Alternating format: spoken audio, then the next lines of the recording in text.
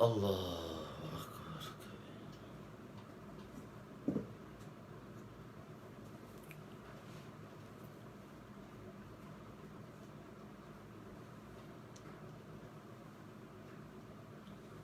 Bismillah.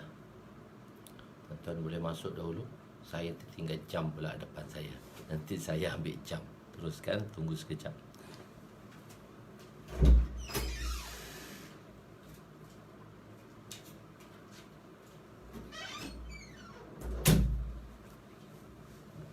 Bismillah. Saya tertinggal jam pula. Okey, Masya Allah, boleh masuk. Masya Allah. Terus kita amalkan apa yang kita belajar, iaitu untuk niat amalkan dan sampaikan. Untuk kita apa? Niat amalkan dan sampaikan. Yahfazuhunna. Maknanya untuk kita sampaikan, terus kita amalkan. Dengan tuan-tuan dengan tuan-tuan tekan butang share tu. Masya Allah. Masya Allah, pagi ni, pagi Ahad, kita agak boleh panjang sedikit sampai 8 suku pengajian kita. Kita tunggu. Waalaikumsalam warahmatullahi wabarakatuh. Ya, kita tunggu kawan-kawan masuk dulu sedikit. Waalaikumsalam. Muda Fadli, Syahrudin, Ahmad, kawan-kawan masuk. Masya Allah. Muhammad Raihan.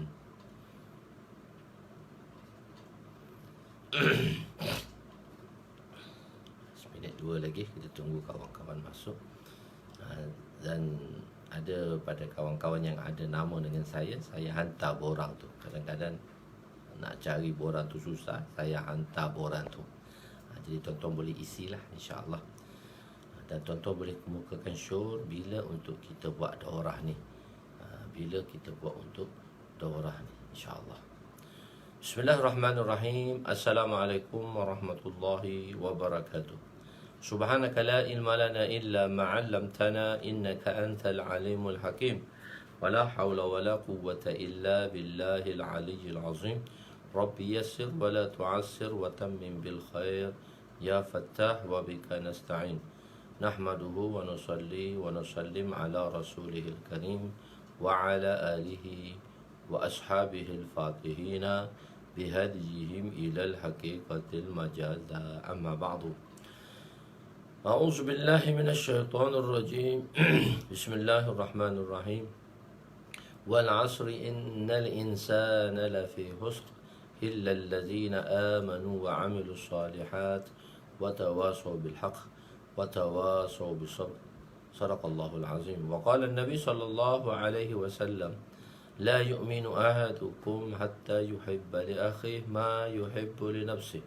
وقال النبي صلى الله عليه وسلم نضر الله امرأ سمع مقالتي فوعاها ثم أداها كما سمع رب مبلغ أو آمن سامعين.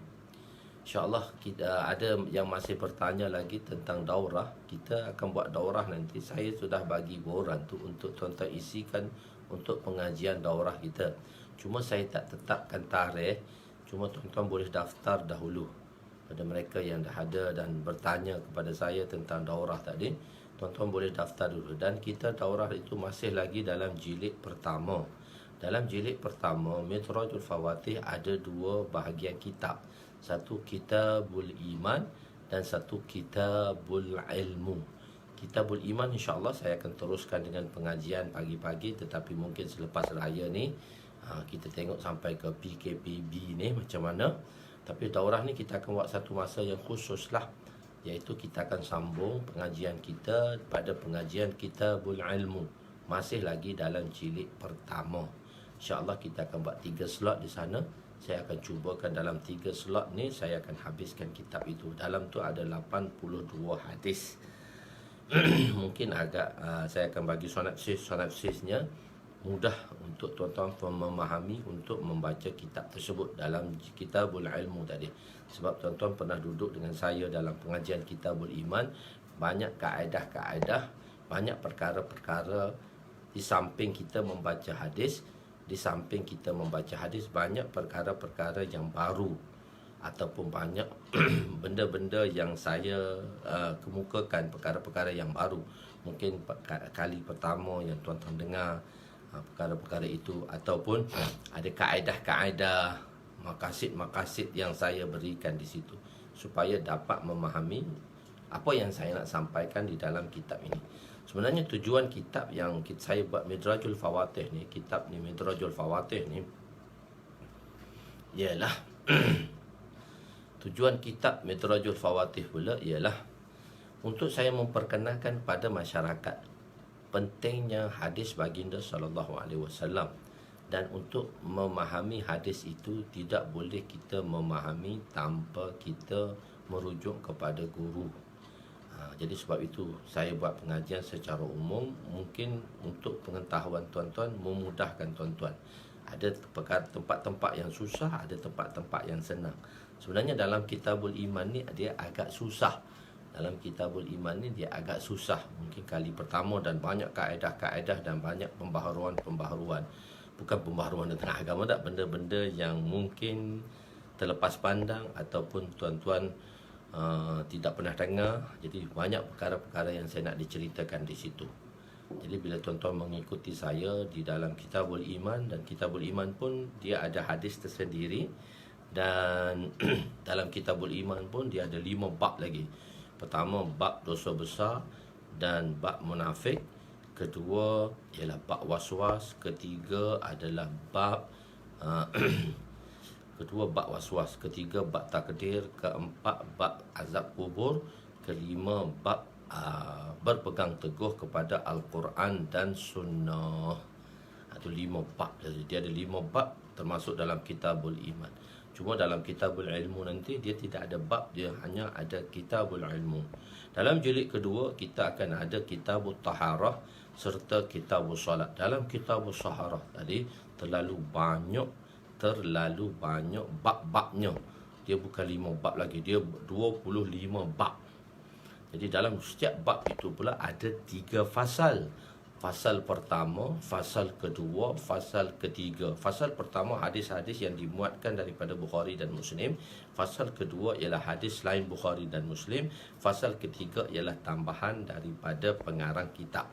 Jadi mungkin dalam setiap bab tu saya akan, dalam Kitabul Iman, dalam Kitabul Taharah tu, kalau kita mengaji pun, saya dah mengajar di tempat-tempat daurah di seluruh Malaysia, saya tidak ambil satu-satu hadis. Cuma mungkin ada hadis berulang dalam hadis bab fasal pertama, hadis tak berulang, mafhum dia lebih kurang berulang. Sebab dalam Mishkat ni special dia 6,000 hadis ni tidak ada hadis berulang.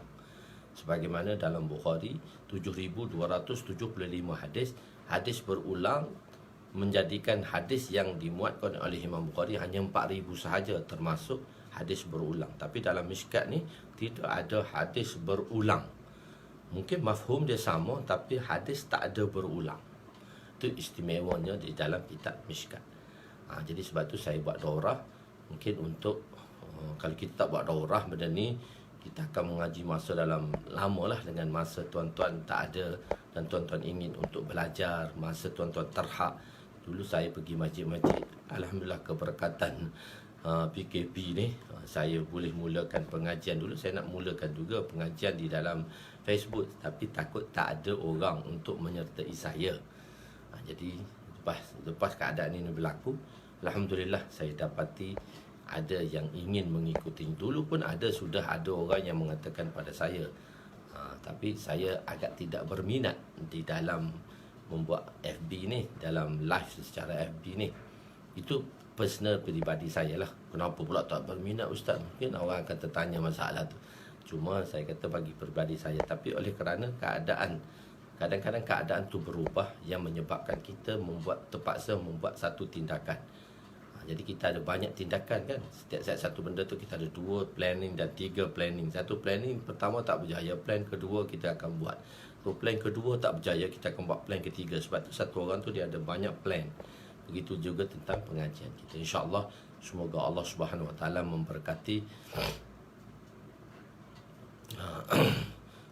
supaya kita memberkati Allah. Semoga Allah SWT memberkati masa kita dan pengajian kita. InsyaAllah kita sambung kembali pengajian kita, iaitu kepada hadis yang seterusnya. Iaitu hadis yang seterusnya ialah hadis yang ke-25 bracket 24, menghindarkan diri daripada neraka. Tadi hadis macam mana nak masuk syurga, apakah amalan-amalan sebagai asbab untuk menuju syurga, macam mana untuk kekalkan iman. Ini hadis ini pula macam mana untuk menyelamatkan diri daripada neraka. Tajuk tu saya yang bagi. Kadang-kadang tajuk dalam asal mengikut pengarang itu sendiri. Saya ni bukan pengarang lah, saya ni dalam konsep mengarang ni ada dua. Dia panggil musannif, dia panggil muallif. Saya ni sebagai muallif lah, menyusun sahaja. Kitab itu menyusun kembali dalam bentuk terjemahan dan sedikit ada syarahannya. Begitu, dan sedikit ada syarahannya. Khair. Bismillahirrahmanirrahim.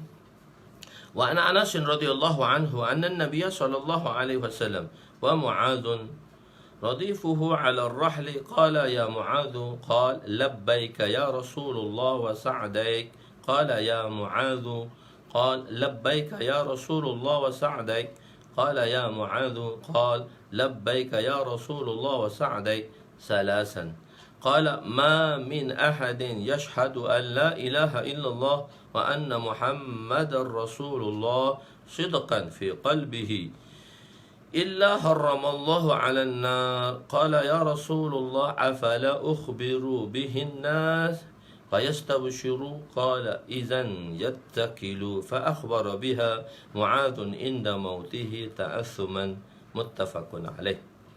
Alhamdulillah, sebelum ni kita dah belajar satu hadis Mu'adz. Ini ada sambungan sedikit tentang hadis Sayyidina Mu'adz bila membonceng di belakang Nabi SAW. Terjemahannya, Sayyidina Anas bin Malik radhiyallahu anhu meriwayatkan, cuma rawinya berbeza. Sayyidina Anas bin Malik radhiyallahu anhu meriwayatkan bahawa sesungguhnya pada suatu kali Nabi SAW berada di atas tunggangannya, sedangkan Sayyidina Mu'adz radhiyallahu anhu membonceng di belakang Nabi. Baginda SAW bersabda, "Wahai Mu'adz," jawab beliau, "Labbaika ya Rasulullah wa sa'daik." Yang telah kata sahabat ni dia memanggil Nabi dengan nama gelaran, ya Rasulullah, ya Habibullah. Labbaika ya Rasulullah wa sa'daik. Saya hadir. Saya terjemah dalam bahasa simple dulu. Labbaik, iaitu saya hadir ya Rasulullah. Kemudian Rasulullah SAW bersabda. Dua-dua mafhum tu lebih kurang je. Sebab tu saya terjemah, ya Rasulullah, saya hadir wahai Rasulullah.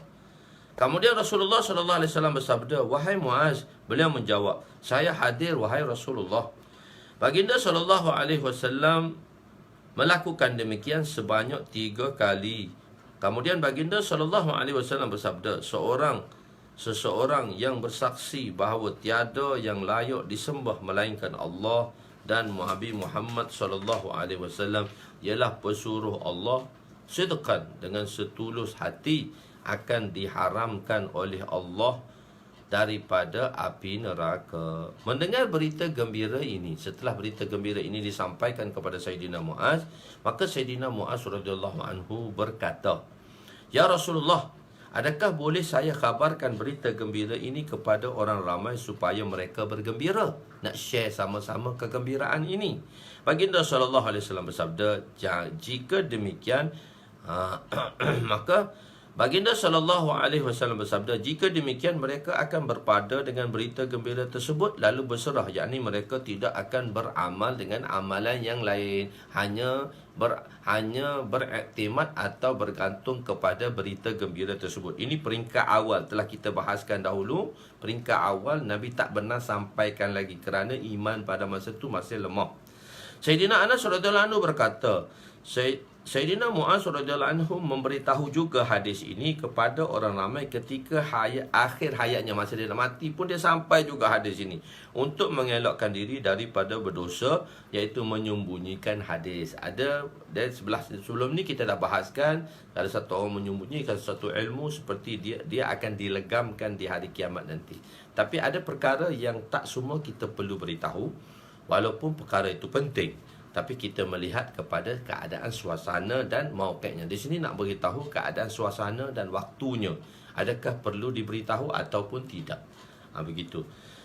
Nabi SAW bersabda kepada Sayyidina Muaz. Apabila kita dapat gambarkan macam mana Sayyidina Anas menceritakan hadis ini, sewaktu beliau mentahdiskan hadis ini, mengkhabarkan hadis ini, sewaktu beliau mengkhabarkan hadis ini, keadaan Sayyidina Muaz sewaktu membonceng di belakang Nabi SAW.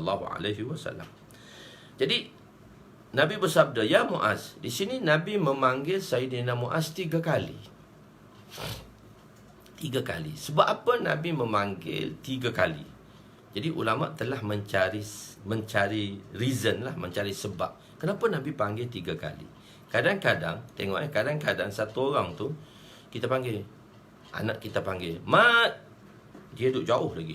Ataupun dia duduk dekat tapi fikiran dia duduk jauh. "Mat, ya." Ya tu dia tak hadir lagi. Lidah dia saja bawa hadir. "Ya," dia kata. Sebenarnya duduk belakang je, bukan duduk jauh pun. "Ya."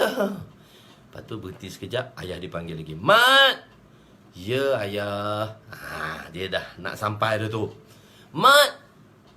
Ayah sekarang duduk hadapan dah. Jadi sebenarnya 3 kali tu sebenarnya untuk memberi perhatian supaya perkara yang nak disampaikan ini betul-betul didengari, difahami dan mudah untuk diamalkan. Itu maksud Nabi SAW menceritakan, memanggil Sayyidina Muaz sebanyak 3 kali. So dengar, timbul persoalan, kenapa Nabi panggil 3 kali? Dan dijawab oleh Sayyidina Muaz sendiri pun 3 kali. Nabi panggil 3 kali, jawab 3 kali. Kalau kita, cukup lah panggil tu, 3 kali lah panggil akunya. Jadi sahabat tidak, peradaban mereka dengan Nabi. Nabi panggil 3 kali, mereka akan jawab 3 kali. Di sini ialah untuk memberi perhatian yang sepenuhnya, kerana Nabi ingin memberitahu suatu perkara yang penting, untuk mengalihkan perhatian Sayyidina Muaz kepada berita yang ingin disampaikan. Attention. Kalau kita kata, "Attention please, dengar betul-betul." Begitu. Maksudnya bukan setakat dengar, kena faham apa yang nak disampaikan. Bukan setakat tu, kena amalkan apa yang nak disampaikan. Bukan setakat tu, kena sampaikan pada orang lain pula. Ataupun reason yang kedua, atau panggil sekali untuk tawajuh. Pertama sekali untuk tawajuh dan memberitahu, untuk memberitahu, tetapi kemudian Nabi telah batalkan.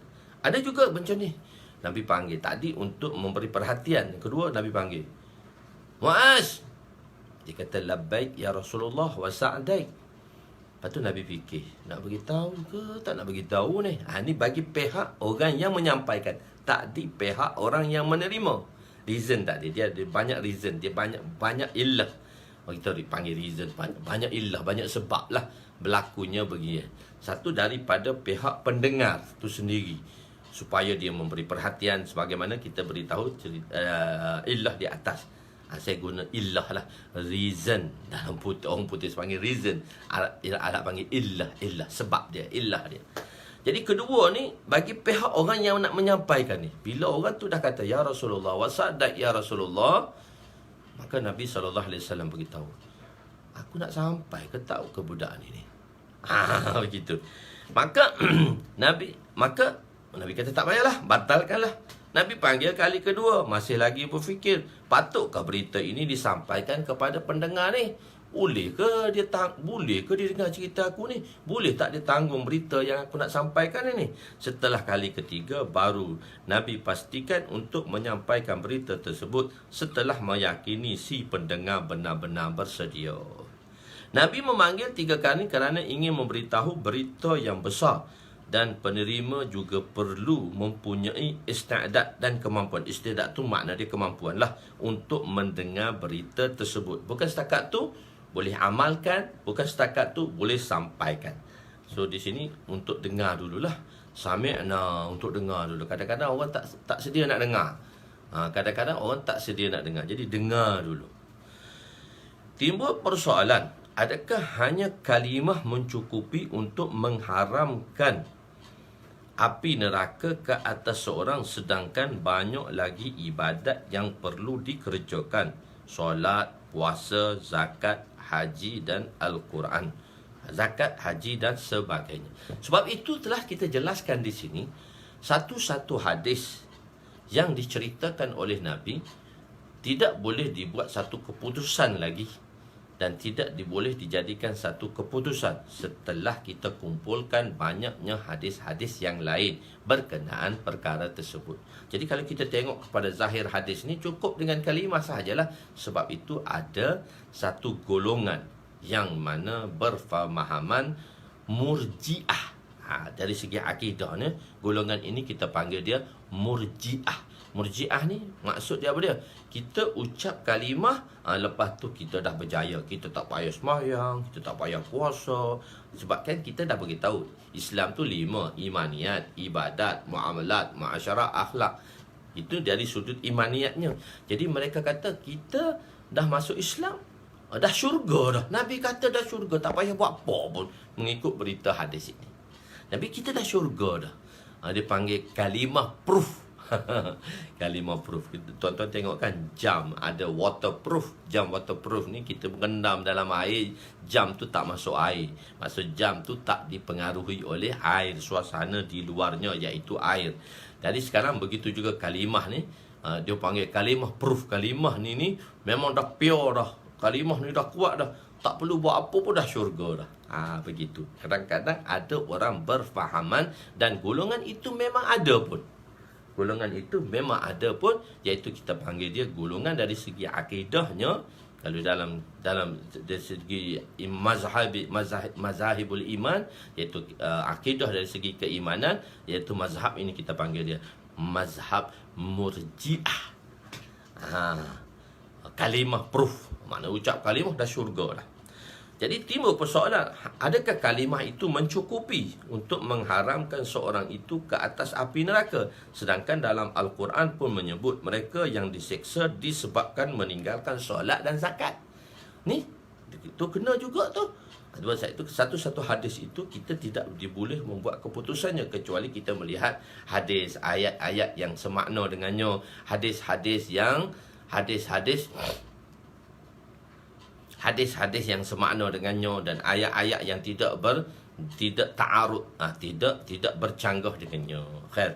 Seperti firman Allah Subhanahu wa taala, qalu lam naku minal musallin wa lam naku nut'imul miskin wa kunna nakhudu ma'al kha'idin wa kunna nukazzibu biyaumiddin hatta atana al-yaqin.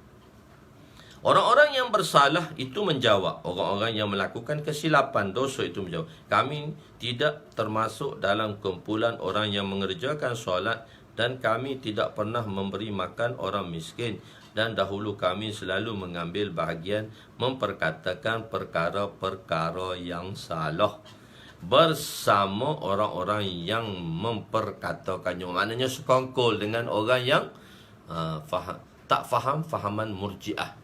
Ucap kalimah sahaja tanpa amal.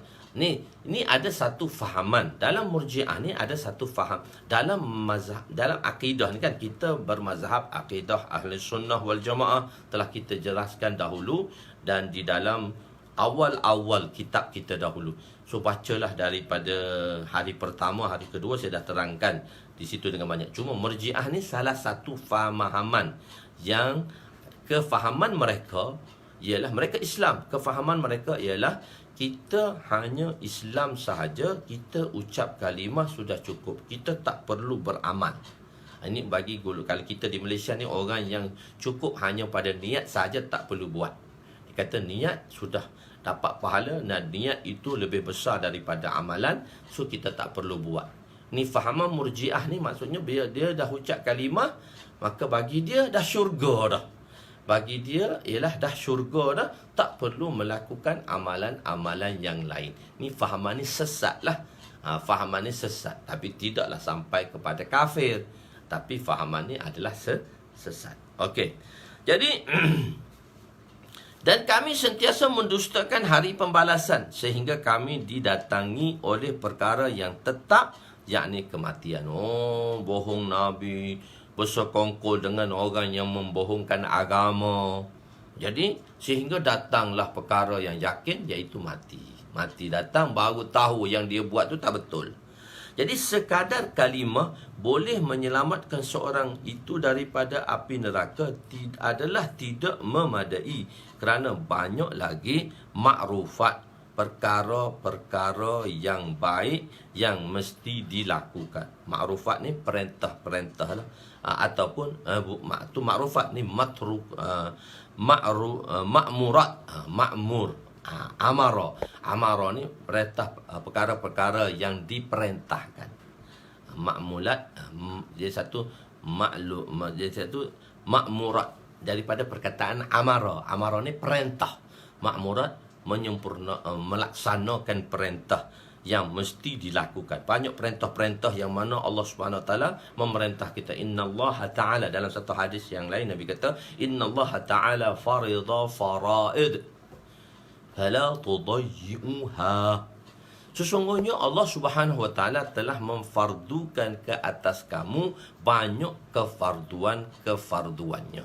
Innallaha ta'ala farada, Allah Ta'ala memfardukan ke atas kamu faraid, banyak kefarduannya. Fala tudayyi'uha, maka jangan kamu sia-siakan kefarduan tersebut. Menyia-nyiakan kefarduan ada 3 konsep. Pertama, meninggalkan amalan tersebut. Itu mensia-siakannya. Meninggalkan amalan tu, tak buat terus. Kedua ialah melakukannya tidak mengikut syarat. Maka tak sah, tak buatlah. Begitu. Kedua. Ketiga, buat tetapi tidak sempurna. Sah tapi tidak sempurna. Jadi itu juga mengatakan menyia-nyiakan perintah. Perintah itu makmurat lah. Jadi perkara makmurat, sebab saya kadang-kadang saya masih lagi menggunakan perkataan Arabiyah di sini untuk memahamkan. Jadi sebab itu dalam jilid pertama ni banyak perkataan-perkataan Arabiyah dimasukkan di dalam lughah di Malaysia. Begitu. Banyak lagi makmurat, iaitu perkara yang diperintahkan.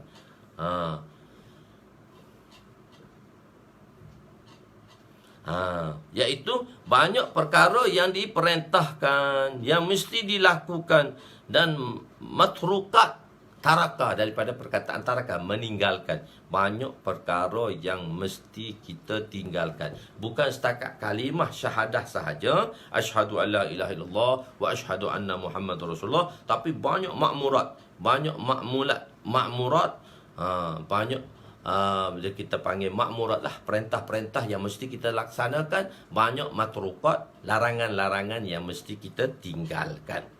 Okey, zahir hadis ini ada perjanggahan dengan Al-Quran dan hadis-hadis yang lain. Jadi zahir hadis ni, kalau kita tengok pada zahir, ucap kalimah saja masuk syurga. Jadi dia bercanggah lah dengan hadis-hadis yang menerangkan adanya amalan-amalan tadi. Begitu. Adanya amalan-amalan seperti hadis yang sebelum-sebelum ini. Kita lah cari, bila A'rabi tadi tertanya, bagilah tahu saya satu amalan yang besar yang boleh menyebabkan saya masuk syurga untuk first intake. Kita dah bahaskan masuk syurga tadi, masuk syurga first intake, tak nak masuk second intake. Semua ni saya dah bahaskan dah.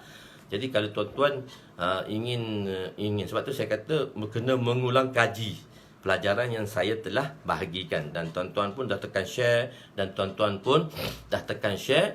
Dan selepas itu tuan-tuan boleh melihat perbahasan yang telah saya jelaskan di dalam hadis yang sebelum ini. Dah 23 hari dah. Ni masuk hari yang ke-24. Jadi soalan-soalan yang soalan-soalan okey, tuan-tuan nak tanya, tapi saya boleh jelaskanlah. Tapi kalau tak perlu, saya hanya memberitahu tuan-tuan pergi ke belakang sana untuk melihatnya. Sebab banyak lagi perkara yang nak disampaikan di sini, insya-Allah. Jadi pertama, maksud hadis ini ialah perkataan an-nar. Jadi bebas daripada neraka. Jadi ulama telah mencari sebab illah dia. Apa maksud bebas daripada neraka?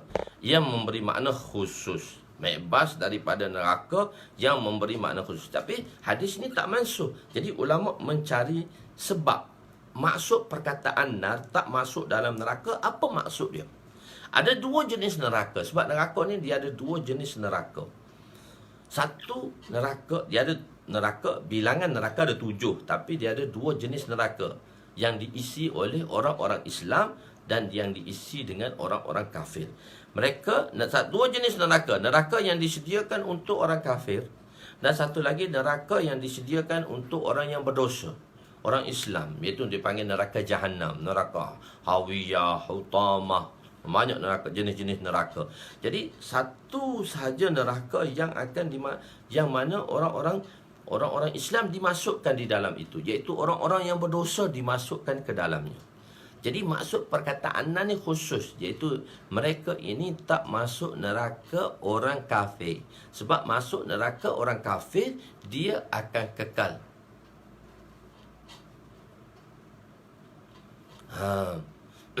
Jadi dia tak masuk neraka orang kafir. Sebab apa? Orang kafir ni bila dia tak ada iman, maka mukhallad finnar. Satu orang mati tanpa iman, dia mukhallad finnar, dia akan kekal dalam neraka. Jadi orang Islam, oleh kerana dosanya yang begitu banyak, tidak diampun oleh Allah, maka dia dimasukkan di dalam neraka orang Islam. Kenapa? Satu masa nanti orang yang ada iman, walaupun sebesar biji sawi, maka satu hari nanti pasti dia akan dikeluarkan daripada neraka tersebut. Fattaqun nar allati waquduhan nas wal hijarah uiddat lil kafirin. Ada dua jenis neraka. Maka peliharalah diri kamu daripada api neraka dan bahan-bahan bakarannya, manusia dan batu-batu, yakni berhala, iaitu neraka yang disediakan untuk orang-orang kafir.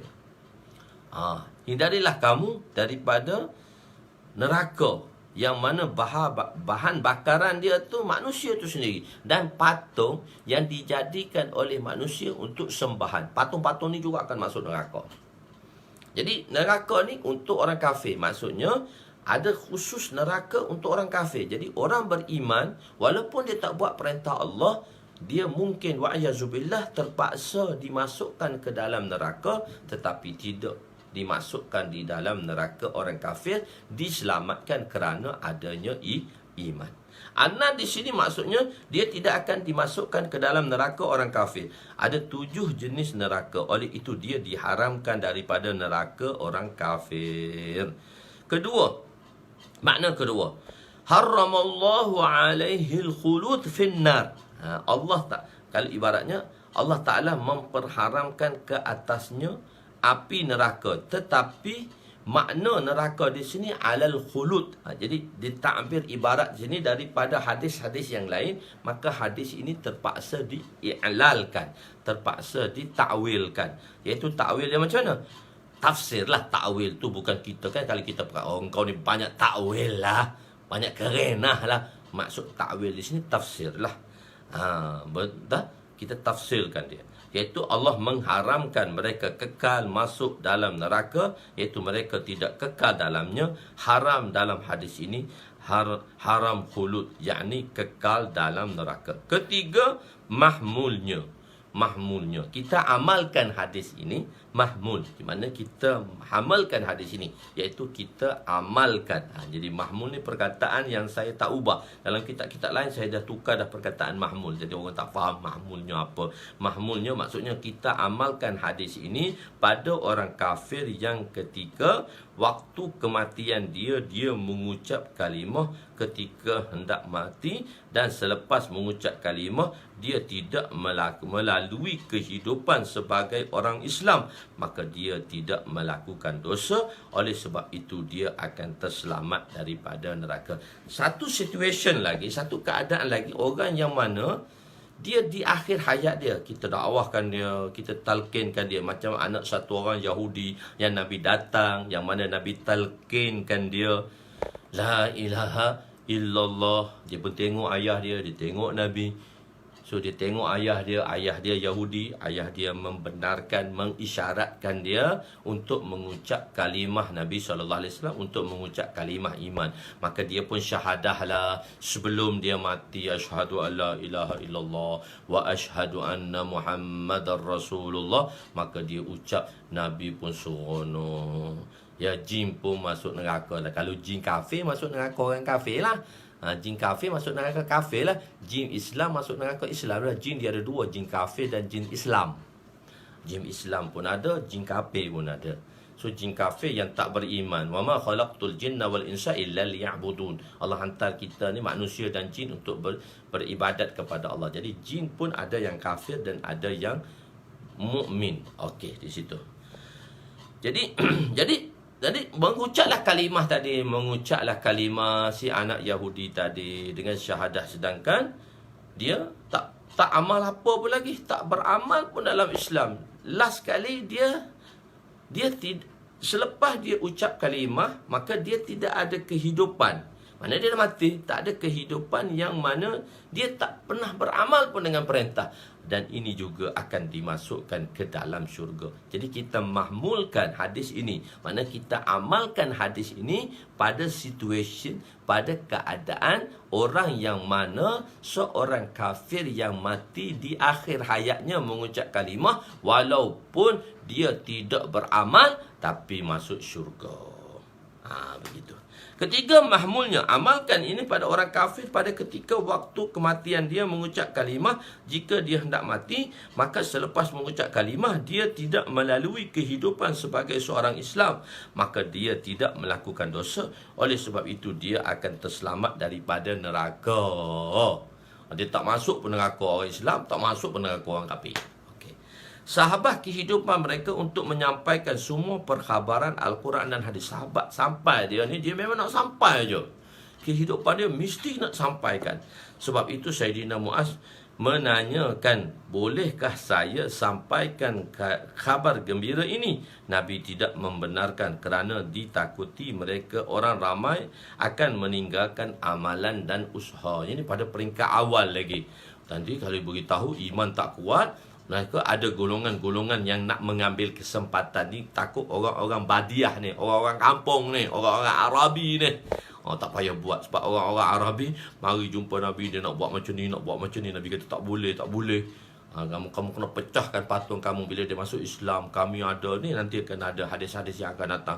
Kami apa yang perlu kami buat, tempat gereja kami, Nabi kata begini, banyak hukum-hukum yang Nabi. Jadi Nabi takut orang memadai begitu. Cuma murid Sayyidina Muaz radhiyallahu anhu memberitahu beliau, yakni Sayyidina Muaz, mengkhabarkan berita ini ketika saat kematiannya untuk mengelakkan daripada berdosa. Nak mati itu pun dia pun cerita jugalah hadis ni, nak mengelakkan dia daripada dosa. Satu persoalan di sini yang timbul. Ada orang mengatakan para pendakwah tidak melakukan nahi mungkar dalam keadaan dia mengetahui. So, timbul persoalan di kalangan pelajar-pelajar semasa belajar hadis ini. Dia kata ada orang kata orang dakwah ni dia ajak pada baik je, dia tidak ajak kepada mungkar, dia tidak meneguh kepada mungkar, dia hanya ajak buat baik. Sedangkan amar ma'ruf nahi mungkar, kita perlu mengajak kepada kebaikan dan kita perlu juga melarang daripada kemungkaran. Tengok konsep. Untuk amar ma'ruf dia tak ada syarat. Untuk amar ma'ruf ni, untuk kita ajak pada kebaikan, dia tak ada syarat. Tetapi untuk menegah kepada kejahatan, menegah kepada mungkar, dia ada 3 syarat. Dia ada 1 syarat dalam 3 situation. Syaratnya ialah istita'ah, berkemampuan. Tapi setakat mana kemampuan itu? Begitu. Kita tengok satu hadis Nabi SAW. Man ra'a minkum munkaran, atau kama qala sallallahu alaihi wasallam. Barang siapa yang melihat satu kemungkaran, man ra'a minkum munkaran falyughayyir biyadihi, maka hendaklah dia ubah dengan tangannya.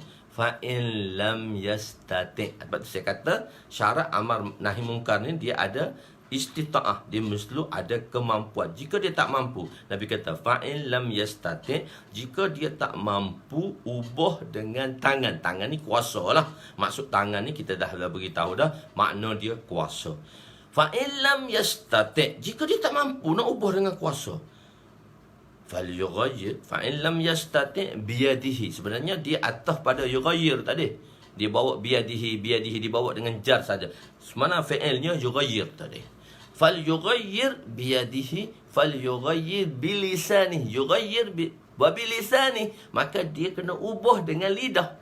Fa'in lam yastati', jika dia tak mampu, fa biqalbi, yughayyir biqalbi, maka dia kena ubah dengan hati.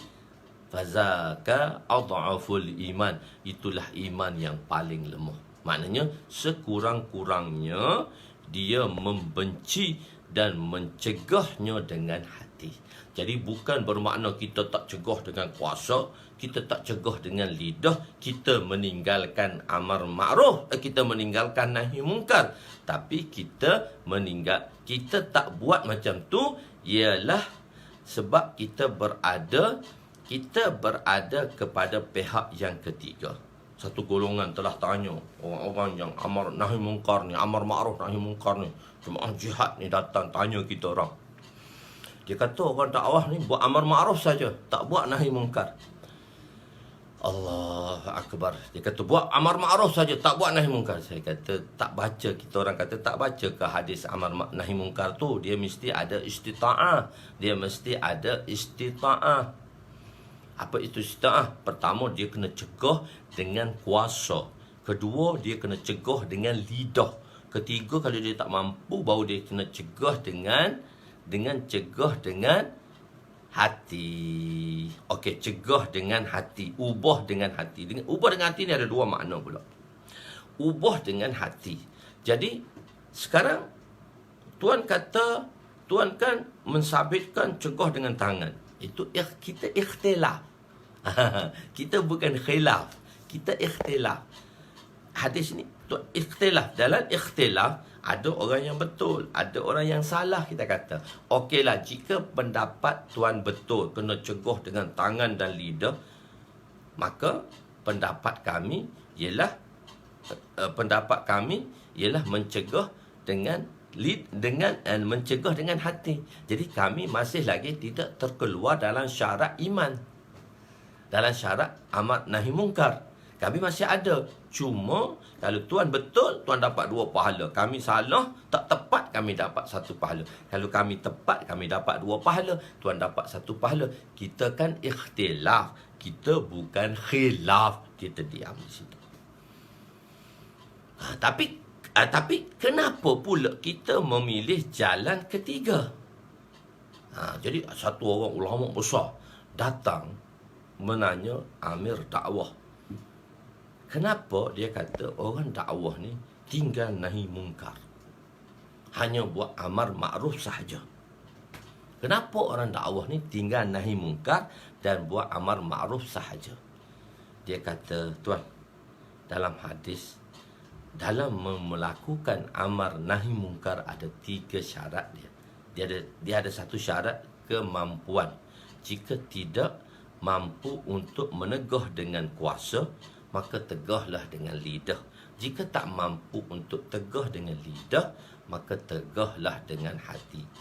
Jika Tuan mampu untuk melakukan 2 perkara, aral ra'si wal ain, kami sanjung apa yang Tuan lakukan, tapi Tuan tidak boleh menidakkan kami yang menegah dengan hati. Sebab kami masih lagi berada di tempat adhaful iman. Iman Tuan kuat, Masya Allah. Tuan boleh cegah dengan tangan dan kuasa. Iman kami ni masih lemah. Kami hanya mencegah dengan hati. Mencegah dengan hati. Apa makna dia? Mencegah dengan hati. Iaitu kita membenci dalam hati kita akan maksiat dan mungkar tadi. Tapi masalahnya, adakah kita benci maksiat dan mungkar tu? Hati kita masih cenderung walaupun kita tak buat. Jadi kebencian itu tak besarlah. Sebab kita masih cenderung lagi. Masih cenderung. Ada satu orang tu kata dia kahwin dengan Chinese. Misal contoh dia kahwin dengan Chinese. Dia kata isteri dia suka makan daging yang diharamkan oleh Islam. Tapi bila tengok daging tu, isteri dia kata, bang, mulut dia berair lagi. Maksudnya dia rasa taste tu. Dia masih rasa taste tu. Dia tengok daging tu, dia masih rasa taste tu. Tapi dia tak makan lah. Tapi nak bagi tahu dia ada current lagi. Nak tinggal current tu susah lagi. Nak tinggal current tu susah. Dia ada taste tu. Macam saya jumpa satu orang haji. Dia lama dalam dakwah. Okey. Dia bawa saya dengan kereta. Lepas tu kita berhenti nak beli satu barang. Kita tunggu. Kebetulan kita parking depan Pawagam. Ini tahun 90-an. Awal 90-an lah. Masa tu saya masih dalam belajar lagi. Balik pulang kat rumah. Berhenti depan Pawagam. Dan di Pawagam tu kan, sebelum dia masuk Pawagam apa semua, dia ada satu nyanyian lah, lagu Hindustan. Bila nyanyi lagu Hindustan, Haji tu kata, Ustaz tengok tangan saya. Saya pun tengok tangan dia, bulu romo dia berdiri, meremang, berdiri. Saya kata, Haji kenapa berdiri ni? Ditunjuk kat Pawagam tu. Maksudnya lagu Hindustan. So orang kan, saya kata, Haji saya ni faham Hindustan sebiji-sebiji. Haji tak faham Hindustan. Haji boleh meremang bulu dada, bulu romo. Dia kata, Ustaz tak menjiwai walaupun memahami. Kami ni tahun 70-an, 80-an menjiwai cerita Bobby saja. Saya tengok 14 kali. Cerita Bobby Toja tu tahun 77 lagi saya ingat tu. Saya tengok 14 kali. 14 kali saya tengok, Ustaz. Ulang cerita tu. So saya menghayati cerita tu.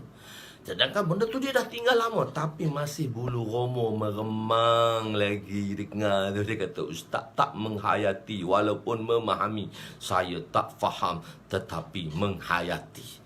Maksudnya saya pun faham. Betul lah hadis ni. Walaupun kita tak faham, kita kena hayati. InsyaAllah Allah fahamkan kita. Kalau orang tu dia faham hadis, dia boleh syarah ni. Tapi kalau dia tak menghayati macam saya, nak amal pun susah. Moga Allah mudahkan saya. Cakap pada orang mudah, sendiri nak amal mana tahu lagi. Moga Allah mudahkan kita untuk beramal dengannya. So saya pun boleh, saya kata betul lah hadis ni. Sebab tu kita dengar, tak faham pun menghayati. So penghayatan itu akan menyerap dalam hati kita. Okey. Jadi sekarang, mengubah dengan hati. Itu kita membenci. Ada terjemah membenci dalam hati. Sebenarnya benci ni nak keluar susah lagi. Jadi apa makna kedua? Panggul rap dengan panggul gereda tu, panggul geroda. Jadi meremang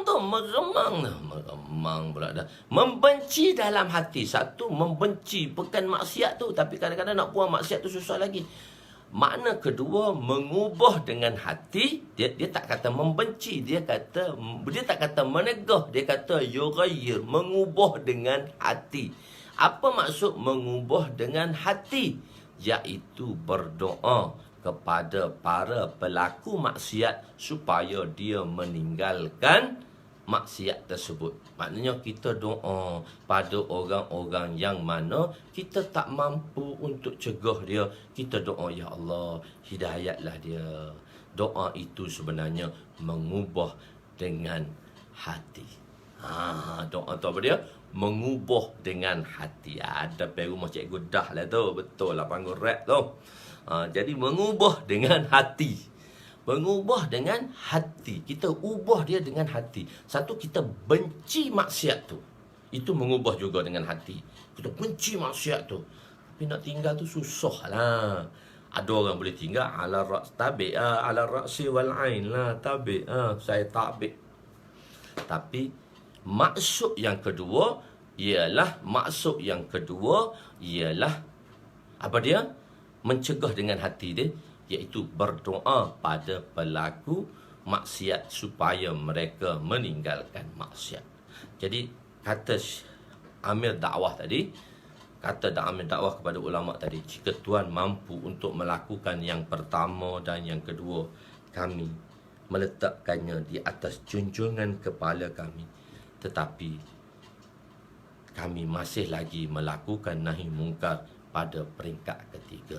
Cuma, kenapa kita melakukan pada peringkat ketiga? Dia reason dia mesti ada, kita kena cari sebab lah. Itulah kita panggil dia hikmah amali. Hikmah secara amali. Hikmah secara amali. Macam mana hikmah secara amali? Kita mengajak orang kepada tempat yang baik supaya dia meninggalkan tempat yang jahat. Misalnya orang tu dia suka ke tempat maksiat, maka kita pergi pujuk dia, kita pergi rayu dia, kita pergi ulang berkali-kali ke rumah dia, maka kita ajak dia ke masjid. Maka pada waktu tu dia nak pergi tempat maksiat, dia pergi masjid. Sewaktu dia berada di masjid, sebenarnya dia telah meninggalkan maksiat itu. Mungkin kali pertama dia pergi, dia masih buat lagi. Tapi dia pergi masjid dah, dia masih buat lagi.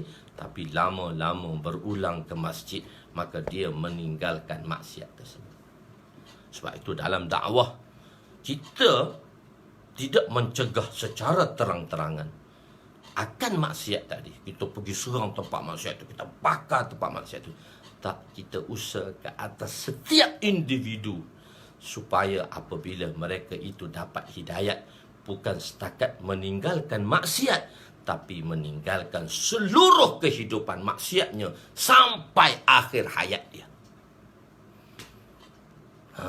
Sebab tu dakwah ni kita bukan nak pecah tempat maksiat tu. Kita nak usaha supaya orang pergi masjid, supaya orang tinggalkan maksiat. Bukan tinggal waktu kita cegah tadi, boleh tinggal seluruh kehidupan dia dengan maksiat.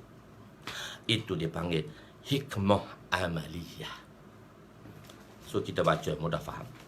Satu persoalan yang timbul, ada orang mengatakan para pendakwah tidak melakukan nahi mungkar dalam keadaan dia mengetahui, dia tahu dia tak laku juga. Apa dia tak laku, apa dia tak cegah. Berdiam diri dan tidak menegah mungkar adalah suatu dosa.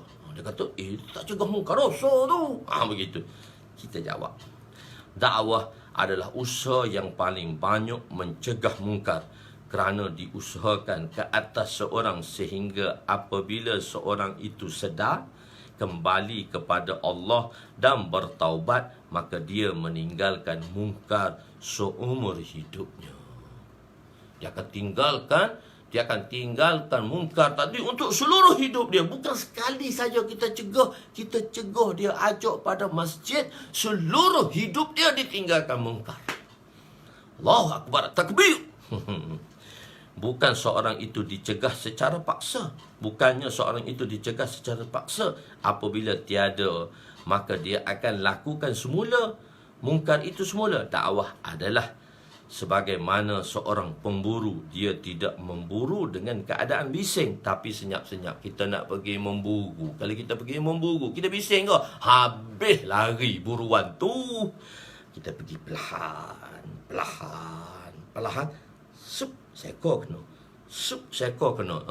Saya pergi ceramah kat Maran. Ada Imam Maran tu, Imam Faizuddin. Dia sekarang dah pindah kat Bentong, dah jadi Imam Bentong. Dia kaki buru semua. Kaki Pak Imam, kaki masjid tu masuk buru. Dia kata bila saya sampai kat Maran, saya kata, saya dah ada daurah kat Maran ni, Barang Pahang.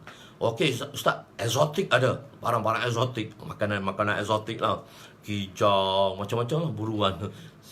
Dia landok lah, macam-macam dia bagi kat saya, barang-barang buruan tadi. So dia kata, Ustaz, dulu kita tembak kambing gurung tau. Kita tembak kambing gurung, pam, 3 ekor, pam, bunyi pistol, 2 ekor lari, seekor selamat. Sekarang kita tak pakai tembak dah, Ustaz. Kita pakai panah. Seekor kena, 2 ekor tu tak nampak, kita panah, tak bunyi, seekor dah jatuh dah, 2 ekor tak lari lagi, kita dapat 3 ekor. Cara memburu tu dia kena pakai panah dah. Dia tak pakai dah pistol bunyi pam tu semua lari.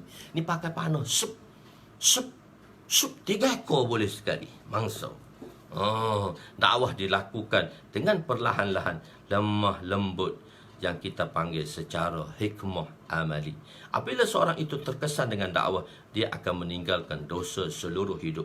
Bukan hanya meninggalkan kemungkaran ketika itu, kemudian dia akan melakukannya semula. Maksud orang yang melakukan nahi mungkar secara heboh ialah untuk menyelamatkan seseorang. Bukan tak boleh, untuk menyelamatkan seseorang. Begitu juga dalam dakwah, tetapi dilakukan secara lemah lembut, pujuk rayu, doa. Dalam dakwah ada kelembutan. Kekerasan untuk diri kita saja, keras untuk kita, bukan di atas orang lain. Sekarang masalahnya kita keras dengan orang lain, kita lembut. Ada juga orang-orang kan tanya masalah hukum, oh keras dia. Atas dia beramal dengan hukum yang lembut. Dalam dakwah ada kelembutan, kekerasan untuk diri kita, bukan atas orang lain. Dan orang lain untuk atas orang lain kita letakkan kelembutan, syafaqah, kelembutan dan syafaqah. Untuk orang lain, jika kita maafkan untuk orang lain, okey, kita maafkan. Tetapi untuk diri kita, tak boleh. Kita kena tarbiyah, kita kena ajar diri kita, kita kena mujahadah diri kita. Kita kena mujahadah diri kita, kita kena tarbiyah diri kita. Untuk orang lain, tak apa. Untuk orang lain kita, okey, biarkan orang baru, tak kisah, kita biarkan dulu. Allah tak biasa, tak pernah datang masjid, nak duduk bersila pun tak pandai, keras kaki dia. So, biarkan dulu. Masya Allah, dakwah amali. Masa kami di tahun akhir di Dauratul Hadis, satu orang datang ke madrasah, dia bagi, masa kita duduk tengah belajar Bukhari, maka Syekh Bukhari kita hentikan pembelajaran untuk menghormati dia datang, dan dia bagi tazkiyah pada kami, tazkiyah, satu pesanan tazkirah pada kami 10 minit. Dia siapa? Pelakon terbesar di Pakistan, Abid Butt.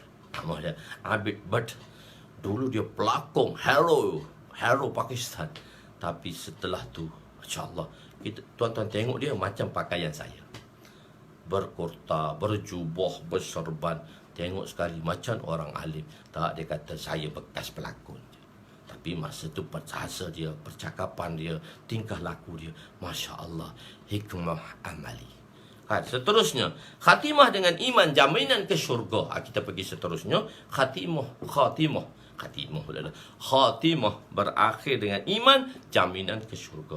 Wa an Abi Dzar radhiyallahu anhu qala ataitu an-nabiy sallallahu alaihi wasallam wa alaihi saubun abyad wa huwa naim thumma ataituhu qad istayqadha qala ma min 'abdin qala la ilaha illallah thumma mata 'ala dhalika illa dakhala al-jannah qultu wa in zana wa in saraka قال وإن زنا وإن سرق قلت وإن زنا وإن سرق قال وإن زنا وإن سرق قلت وإن زنا وإن سرق قال وإن زنا وإن سرق وإن سرق وقال وإن زنا وإن سرق على رغم أنف أبي ذر وكان أبو ذر إذا حدث بهذا قال وإن الرغم أنف أبي ذر متفق عليه.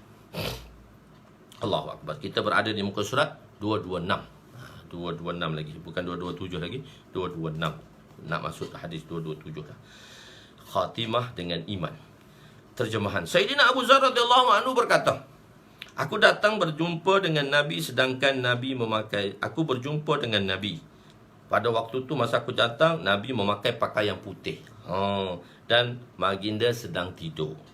Kemudian aku datang balik. Mana dia tengok Nabi tidur, dia pun pulang balik lah. Dia tak ganggu Nabi. Dia pulang balik. Kemudian aku datang semula lepas tu. Dan Nabi ketika itu sudah sedar. Dan Nabi SAW bersabda kepada aku. Dia ringkas cerita terus. Nabi bersabda, Nabi bangun apa semua, tak payah cerita lah. Nabi terus bersabda kepada beliau.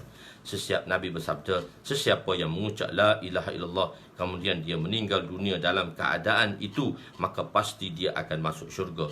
Lalu saya berkata, Abu Dzar pun timbul persoalan dia. Ucap la ilaha illallah saja kau masuk syurga? Dia masih bertanya lagi. Dia pun tak faham lah. Banyak lagi kan perintah kena buat, semayang kena buat, puasa kena buat. Maka selalu saya bertanya, walaupun dia berzina, walaupun dia mencuri. Dia tanya berzina ni tentang hukukul ibad dengan manusia. Dan mencuri ni, berzina ni dan mencuri ni dengan hukukul ibad juga. Mencuri hukum Allah Ta'ala, dia melanggar hukum Allah Ta'ala. Mencuri hak orang, berzina ni dengan orang. Jadi dua-dua dia tanya, dia buat dosa pun masuk syurga juga kau? Sebagai contoh, dosa zina dan dosa mencuri. Tu dosa besar, tu masuk syurga juga ke? Begitu. Lalu saya berkata, baginda sallallahu alaihi wasallam menjawab, walaupun dia berzina dan walaupun dia mencuri. Tak, dia mencuri ke mencuri ke masuk syurga juga. Abu Zakar tak faham. Dia kata, ya Rasulullah, ni pelik betul ni. Aku bertanya sekali lagi. Kemudian saya bertanya lagi, wahai, dia pun, walaupun dia menzina, tak faham. Dia tanya sekali lagi, walaupun dia berzina dan mencuri. Baginda menjawab, walaupun dia berzina dan mencuri sekalipun. Kemudian tanya kali ketiga lagi, sebab tak faham. Walaupun dia berzina dan mencuri. Baginda menjawab, walaupun dia telah berzina dan walaupun dia telah mencuri, dia tetap akan masuk syurga. Ala raghmi anfi Abi Zarrin, walaupun, ala raghmi, raghmi itu walaupun, walaupun ala raghmi anfu Abi Zarrin, walaupun hidung kamu tercemar. Ala raghmi itu memberi makna walaupun.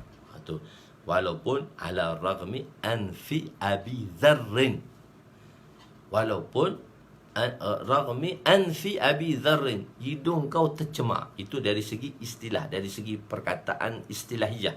Dia tidak menunjukkan kepada makna. Tapi kita terjemah dulu dan kita akan terangkan nanti. Walaupun hidung kamu tercemar, walaupun kamu tidak memahaminya, wahai Abu Zar. Mu tak faham pun, gitulah hakikatnya. Okey, khair. Maka satu orang tadi, dia datang kepada Nabi. Sayyidina Abu Zar datang kepada Nabi. Nabi memakai pakaian putih.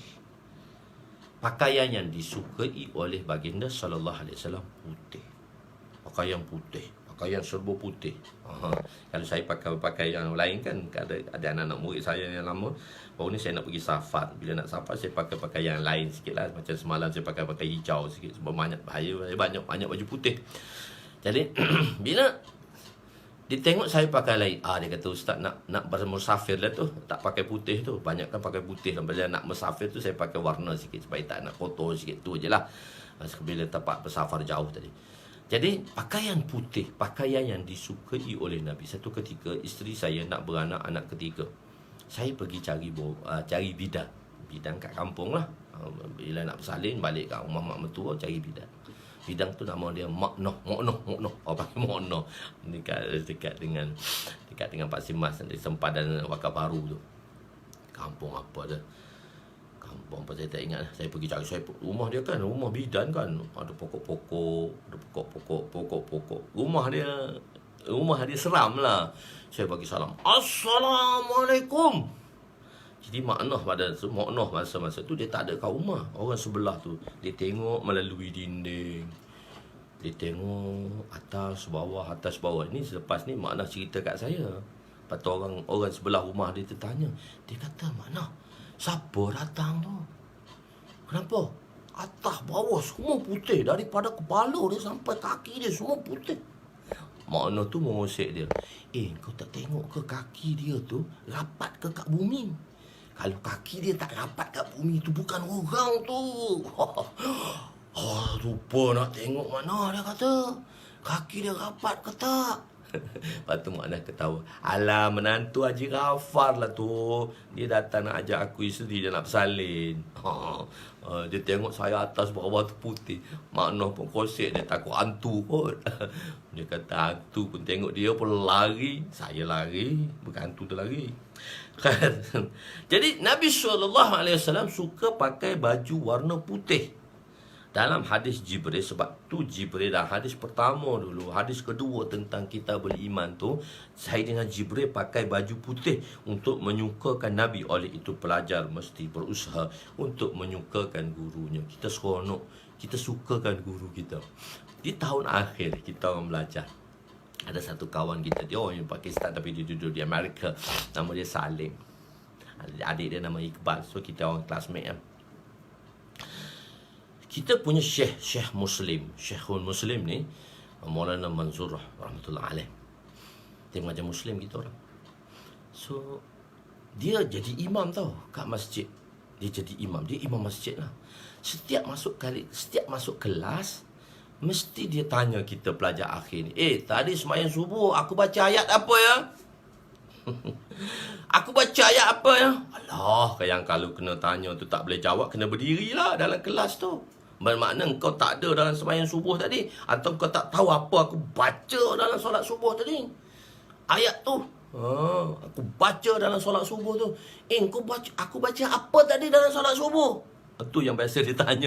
Masuk kelas, kalau soalan sport dia, tu tanya dia. Kalau siapa budak-budak tak boleh jawab, berdiri dia sampai habis kelas. Itu tahun akhir tu. Tarbiyah kita seronok dengan ustaz-ustaz. Jadi alhamdulillah kita kena tahu keadaan ustaz-ustaz kita. Kita seronok. Jadi Syekh ni dia utamakan solat. Jadi Salim ni kawan kita, dia jadi nakal. Dia sebulan dia belum sebulan sebelum periksa, dia sembahyang sunat sebelah Syekh aja. Syekh takbir, lepas main sunat kan, Syekh takbir Allah Akbar, dia pun pergi sebelah Syekh. Allahu Akbar. Syekh Salam tu tengok Salim duduk berdiri. Aku kata Salim, kau ni cari nombor je lah. Aku nak dapat 100 ni kalau Muslim ni. So Syekh duduk tengok dia sebulan duduk sembahyang belah dia. Syekh tu kata budak ni bagus ni. So Muslim boleh 100. Saya Muslim dapat 98. Dia dapat 100. Salim tu dapat 100. Khair. Maksudnya kita kena tahu Syekh kita, macam mana keadaan Syekh kita. Kalau Syekh Musa Rohani Wazi mengajar Tirmizi, pengis lagi. So kita tahu, kita walaupun ustaz tu pengis, tapi kita seronok sebab kita dah faham ustaz kita. Kita faham ustaz kita. Seronok. Kalau orang nak jumpa, tak boleh, dia macam sombong. Sebab masa dia betul-betul pack. Syekh Bukhari kita yang mengajar hadis Bukhari, satu masa dia betul pack. Daripada rumah lebih kurang 500 meter daripada rumah nak ke sembahyang, dia akan berulang alik. Datang daripada rumah sampai ke masjid, dia akan baca Quran dia. Dia hafiz, dia baca Quran dia. Dan balik daripada rumah, daripada masjid sampai ke rumah. Siapa tegur dia? Menteri mana tegur dia? So dia tak jawab. Dia kata, waktu tu aku mengulang Quran. Waktu tu aku mengulang Quran. Jadi kalau kita nak berjumpa dengan Syekh, saya selalu cukur kepala Syekh. Saya turun hari Jumaat 2 minggu sekali. Saya turun selepas main subuh tu. Saya turun dengan Syekh. Saya ikut belakang. Syekh tak akan cakap dengan siapa. Syekh tak akan cakap dengan siapa. Syekh tak akan cakap dengan siapa. Syekh kata, lepas sampai kat rumah baru saya tanya, siapa? Syekh tak tengok pun. Saya bunyi suara. Oh engkau, masuk. Cukup. Setelah saya habis belajar, saya keluar jemaah tabligh lah setahun. Sebelum saya balik pulang ke Malaysia, saya nak pergi jumpa Syekh. Saya tak jumpa Syekh lagi. Syekh Bukhari, Sufi Sarwas Adamat Barakatuhum. Tak meninggal lagi Sufi Sarwas. Umur 90 dah. Lebih lah. Jadi saya mesti jumpa Syekh. Jadi oleh masa tu saya dah tinggal madrasah tu setahun dah. Saya pergi madrasah asal saya di Raiwin. So saya keluar setahun. So dah habis setahun, saya nak balik ke Malaysia lah tahun 99 ni. Saya habis 97 saya habis daurah hadis. 98 saya keluar setahun. 99 saya nak balik Malaysia lah. Saya pergi 10 years, 89 sampai 99. Jadi kita cerita sikit hari ni, seronok juga. Nak cerita kenapa kita perlu memahami Syekh. Jadi saya tengok Syekh daripada jauh, daripada sembahyang. Saya tengok rambut Syekh panjang. Sebab waktu tu cuti madrasah, Syekh tak pergi ke kedai untuk cukur rambut dia. Syekh akan cukur rambut dia 2 minggu sekali. Gunting misai, cukur rambut, cukur ketiak, kerat kuku, semua itu kerja saya. Setahun saya buat kerja semasa saya di tahun akhir. Saya berkhidmat kepada Syekh. Di madrasah Raiwin, saya berkhidmat kepada Syekh Jamshid 4 tahun. Saya tidur bawah kaki dia je. Berkat tidur bawah kaki ulama' je. Saya belajar tak pandai pun. Ada orang kata kat saya, engkau tu berkat dengan Syekh je. Alhamdulillah, jadilah berkat Syekh. Walaupun aku tak pandai belajar. Tapi tak pandai-pandai pun semua 100. Imtihan akhir saya dapat 100 semua. Bukhari je saya rendah sikit. Yang lain Tirmizi saya dapat 100, Ibnu Majah saya dapat 100. Syama'il tu banyaklah 100 saya dapat. Tu tak pandai tu. Khair, bukan saya nak puji, kata tahdis bin nikmat. Saya nak cerita sedikit pada tuan-tuan. Seronok ni. Saya cerita balik, saya ingat masa saya mengaji tahun akhir tu seronok. Jadi saya tengok Syekh rambut panjang dekat sebulan, hampir sebulan dia tak cukur kepala. Saya tak jumpa setahun dah Syekh. Saya tak jumpa Syekh setahun. Jadi kita anak murid kan, kita faham Syekh. Kita akan faham Syekh. Walaupun Syekh tak jumpa kita, kita faham dengan Syekh. Jadi sebelum saya pergi dengan Syekh, saya dah siap dah. Pencukur, saya dah siap dah. pisau, saya siap dah cukur rambut, semua saya dah siap gunting, semua saya dah siap dah. Sedangkan saya tak buat perkara tu setahun dah. Bila Syekh turun daripada masjid hari Jumaat pagi, saya tunggu hari Jumaat. Hari Jumaat pagi, saya duduk sehari dua, saya tak jumpa Syekh. Tak nak jumpa Syekh lagi. Saya nak jumpa Syekh sendiri kat rumah Syekh. Saya turun sembahyang. Lepas saya turun sembahyang, saya jalan lah, baca Quran lah. Daripada rumah dia tak tegur siapa, daripada nak balik pun tak tegur siapa, dia baca Quran lah. Saya duduk ikut belakang dia. Dia tahu saya duduk ikut dia tu. Dia duduk baca Quran. Sampai depan rumah, Allahu Akbar. Sampai depan rumah, Syekh kata, nak apa? Syekh tak tahu orang ikut. Dia tahu orang ikut dia. Dia tanya saya, nak apa? Dia tak kenal saya, terlupa dah saya. Dia tak tengok pun orang. Dia kata, nak apa? Saya kata, saya. Oh, dia kata, engkau. Dia faham, dia dengar suara saya, dia faham. Dia dengar suara saya, dia dah cam dia. Oh, engkau. Saya ni ada satu lakap budak berpenyakit. Budak berpenyakit. Dia panggil Bimar Sahib. Bimar tu budak demam. Budak demam dia panggil kat saya. Sebab walaupun saya demam, saya masuk kelas tak, saya tak tinggal kelas. Walaupun saya demam, saya tak tinggal kelas. Saya tak tinggal kelas. Jadi dia panggil saya. Oh, dia kata, Bimar Sahib, masuk. Rambut aku dah panjang. Dia tak tahu yang saya tak jumpa dia setahun. Tapi saya faham dah, Syekh. Sebab kalau saya tak faham, saya tak bawa alat-alat tu. Saya tak bawa alat-alat mencukur tu. Alat cukur, gunting. Sedangkan saya dah tinggal benda ni setahun. Saya beritahu anak murid saya, Ustaz dah tinggal benda ni setahun. Tapi Ustaz masih memahami Syekh. Ustaz masih memahami Syekh. Ustaz pergi, saya kata, dah sedia Syekh? Saya dah bawa semua dah. Okey, aku dah tahu, dia kata. Kau dah sedia dah tu, kau datang jumpa aku. Marah lagi tu. Tapi tak apalah Syekh. Aku tahu dah kau dah sedia. Takkanlah anak murid tak tahu, dia kata. Dengan Syekh, takkanlah anak murid tak tahu dengan Syekh. Kadang-kadang benda ni tak peka. Pelajar-pelajar sekarang pun tak peka. Semalam hari guru, okeylah tak boleh ucap. Dia satu dalam grup kita Miftahul Ulum. Dalam grup Miftahul Ulum, saya buat masuk. Saya guru kat situ. Di antara guru besar situ, guru-guru lama situ. Saya buat masuk selamat hari guru. Dan saya ucap semua pada asatizah.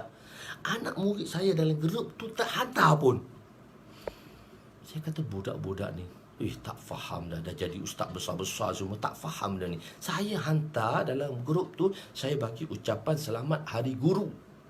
Lepas saya bagi ucap tu, saya nak bagi tahu budak-budak kena peka. Lepas saya hantar, baru semua hantar dalam grup kita, dalam grup madrasah kita, di madrasah sekarang. Baru hantar pula aku bagi ucapan.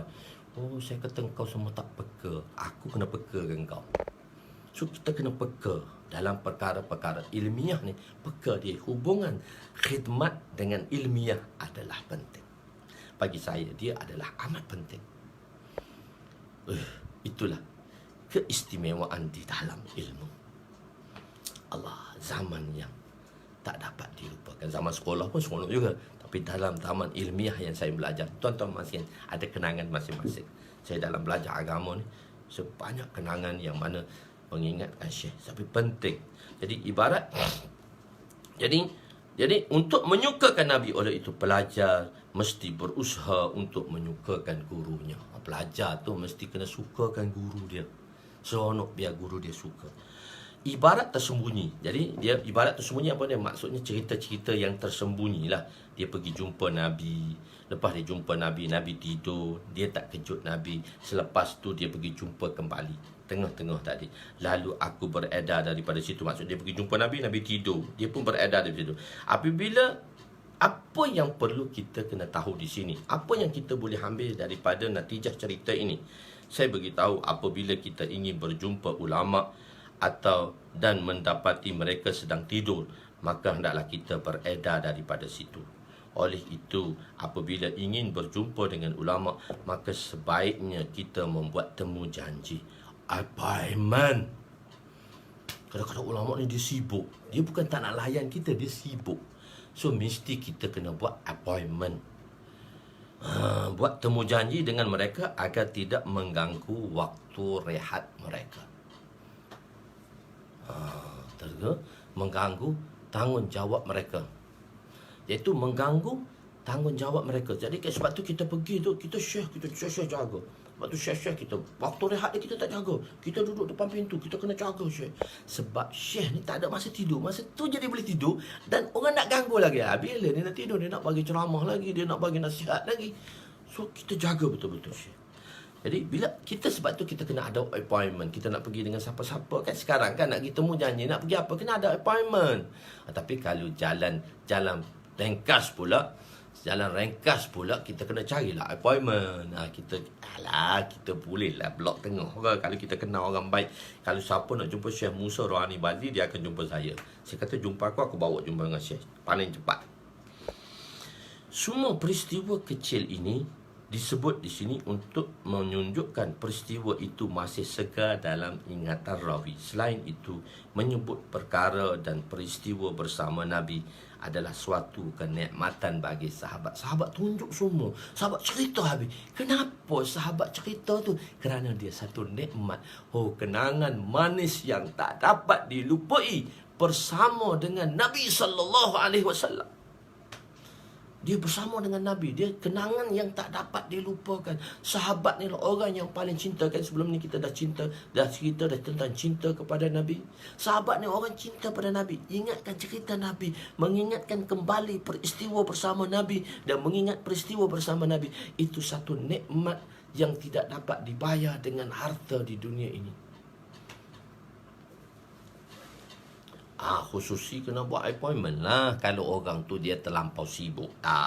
Tapi kita tengok situasi orang jugalah. Kalau orang tu kita boleh jumpa dia. Sebab tu kita tengok bila waktu dia free dan kita boleh jumpa. Kalau lama-lama besar memang dia sibuk, kita kena buat appointment. So kita kena pandai carilah waktu untuk berjumpa dengan mereka. Allahu Akbar. Jadi di sini Nabi menyebut barang siapa yang mana la ilaha illallah, barang siapa mana-mana seorang yang mengucap la ilallah kemudian dia mati, maka dia akan dimasukkan dalam syurga. La ilaha illallah sebahagian, tetapi maksudnya kul, keseluruhan. Dah kita jelaskan. Saya buat satu ayat yang tak sempurna pun satu ayat yang pendek, tapi kita dah bahaskan. Bila kita sebut juzuk, maksud dia kul lah. La ilaha illallah Muhammadur Rasulullah sekali lah. 3 kul tu bukan kul, tapi kul huwallah sempurna, kul a'udzu birabbil falaq sempurna, kul a'udzu binnas sempurna. Okey. Apabila Nabi memberi kenyataan sebegini, Sayyidina Abu Zar menjadi hairan.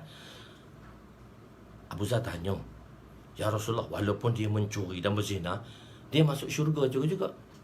Dia masuk syurga ke? Walaupun dia mencuri dan berzina? Muhammad Anwar Ashraf, apa dia? Asy-Syafi'i. Dia masuk syurga ke? Jadi kenyataan ini, apabila dia memberi kenyataan sebegini, apabila Nabi memberi kenyataan sebegini, Sayyidina Abu Zar menjadi hairan kerana beliau memahami banyak lagi perintah-perintah yang perlu dilakukan dan larangan-larangan yang perlu ditinggalkan. Oleh sebab itu beliau menimbulkan pertanyaan kepada Nabi. Walaupun seorang itu berzina dan mencuri, dua perkara disebut di sini, tetapi ia mewakili hukukullah, iaitu zina, dan mencuri itu hukukul ibad. Mana perintah-perintah bersangkut paut dengan Allah dan perintah-perintah bersangkut paut dengan kemanusiaan, iaitu ibad. Oleh itu dua perkara disebut di sini mewakili ke semua dosa-dosa yang lain. Dosa-dosa tentang ketuhanan, dosa-dosa tentang dengan kemanusiaan. Boleh jadi zina itu mewakili dosa besar yang disebabkan oleh syahwat, betul juga. Atau mencuri itu dosa besar yang keburukannya memberi kesan kepada orang lain. Mencuri ni untuk keburukan dia kesan kepada orang lain. Apabila mendengar jawapan Nabi kali pertama, Sayyidina Abu Zar menjadi bertambah hairan. Oleh itu beliau bertanya lagi kali kedua, dan begitu juga persoalan bagi kali ketiga. Sampai tanya sampai kali ketiga. 227 lagi, tak masuk 228 lagi. Kemasukan syurga di sini.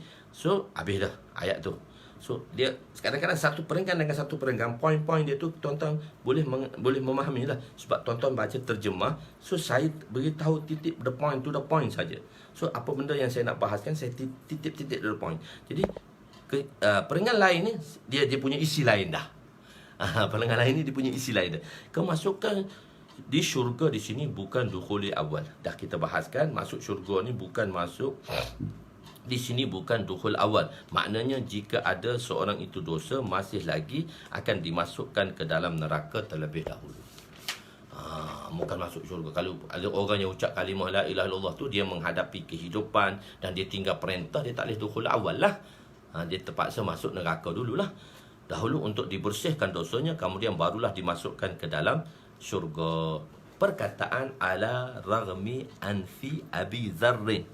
Saya terjemah dalam bahasa mudah ya. Semoga hidung kamu tercalar. Walaupun hidung kamu tercalar. Ala raghmi itu terjemah dia walaupun hidung kamu tercalar. Dari segi makna, wahai Abu Zar, sama ada kamu faham apa maksud walaupun hidung kamu tercalar? Maksudnya engkau faham ke Abu Zar, engkau tak faham ke? Itulah hakikatnya, iaitu seorang yang mana ada iman, pasti dia akan masuk syurga satu hari nanti.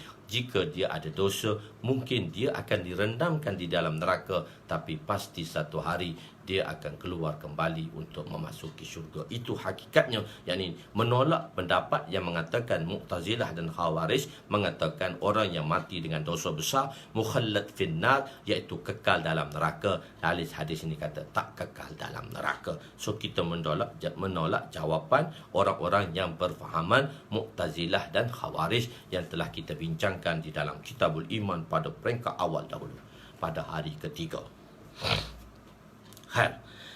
Dalam perkataan ala raghmi anfi Abi Zarrin, dalam perkataan ala raghmi anfi Abi Zarrin, ala raghmi anfi Abi Zarrin, terdapat tambih, terdapat sedikit peringatan, suatu bentuk herdekan. Sebenarnya ni engkau ni tak faham-faham budak ni, aku cerita tak faham-faham. Itu satu herdekan. Maksudnya itu salah satu daripada perkata benda-benda yang mengherdiklah. Maksudnya kita memberi peringatan, tambih, herdekan. Rawi merupakan pelajar bagi Sayyidina Abu Zar, menyatakan, rawi ni yang meriwayatkan hadis ni mengatakan Sayyidina Abu Zar apabila beliau meriwayatkan hadis ini, beliau akan mengulangi perkataan ini.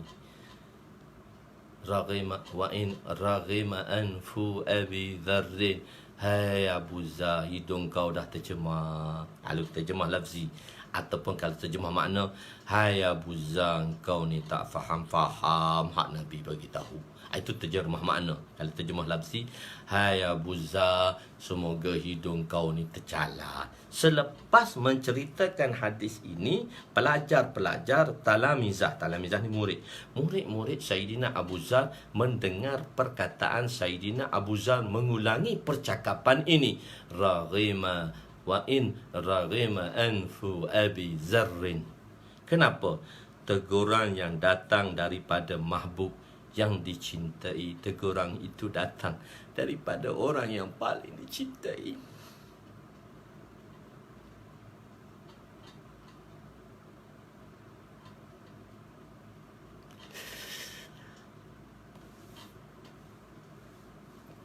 Teguran itu datang daripada teguran Nabi SAW, orang yang paling dicintai.